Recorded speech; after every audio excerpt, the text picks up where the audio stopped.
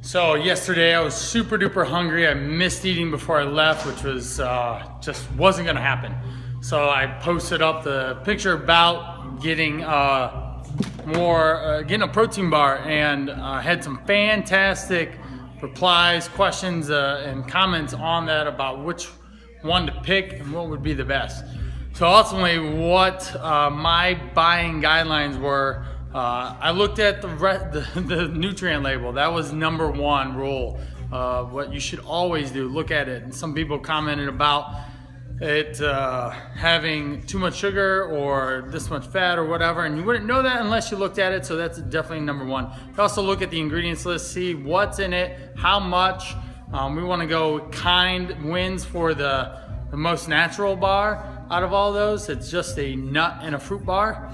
Then when you look at the labels, you kind of understand what each of those are. So Kind bar is just a fat and a carb bar. The Clif bars are carbohydrates. The Metrics are protein and carbs with some fat, depending on which one. One had 3 times as much fat as the other.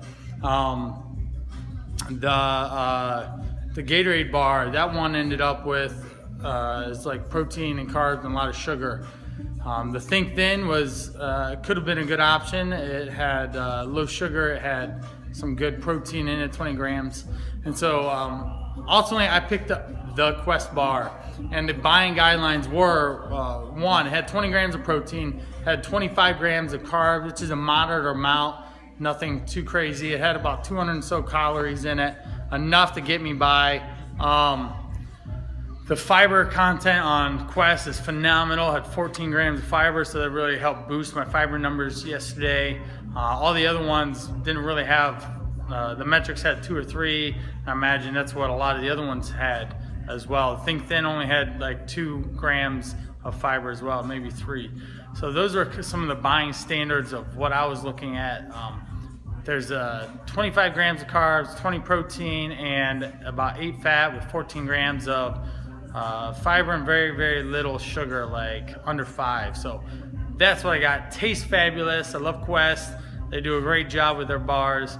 I don't eat protein bars every day, so it's an easy win for me to sneak one in. So that's what I would do. So maybe you can learn and do that too next time you get in a pinch.